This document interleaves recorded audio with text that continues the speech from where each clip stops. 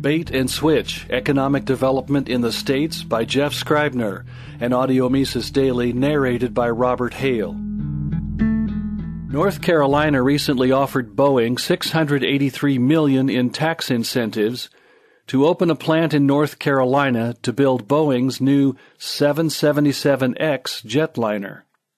The North Carolina bid failed, as did those from some other states, when Boeing decided to build the 777X in its home state of Washington, where there is no state, personal, or corporate income tax. More recently, North Carolina was prepared to offer Toyota up to $107 million worth of incentives to lure the automaker's North American headquarters from Los Angeles to Charlotte, bringing 2,900 jobs with it.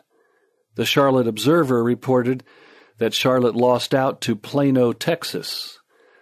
The Texas offer was only $40 million, but Texas has no corporate or personal income tax and has direct flights to Japan. Businesses do not locate in any one place solely because of the tax laws. However, as tax burdens climb, the tax treatment of the business itself and of its higher-paid employees and executives become a more important consideration. Thus, the incentive packages, made up primarily of special tax abatements for a set period of time, are developed and used in recruiting new businesses.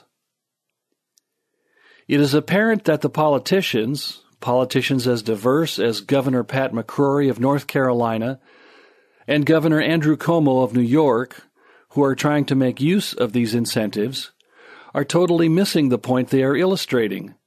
If you have to bribe a company to locate in your state, or bribe one not to leave, your taxes and whatever else you are using to bribe them are too high or otherwise onerous. If this were not so, companies and entrepreneurs would move to your state without being bribed, and those already there would not be trying to leave. Low taxes and a favorable business climate like that of Texas bring in many companies from other places, like California, where the business climate and taxes are not favorable. Ally Bank ran a commercial several months ago illustrating this concept. The point of the commercial was that it is wrong to treat new customers better than old ones. More importantly, state incentives for new businesses, or those planning to leave, may amount to failure to provide equal protection under the tax law and may actually be bad for the state's economy. In April, Governor McCrory proposed a public-private partnership that would take over the economic development functions of the North Carolina Commerce Department. It is not yet clear how the partnership's marketing would work, or whether it would still offer tax and other incentives to attract companies to relocate in North Carolina. The budget approved by the House and Senate has no credits, instead offering grants totaling $10 million. The Department of Commerce is in the process of determining how the grants program will be structured. As a point of comparison, under the current incentives program, the state gave out 61.2 million credits in 2013. New York is mounting an effort to attract new businesses and entice entrepreneurs to start new businesses through its Start Up New York program. The upstate New York economy is not good.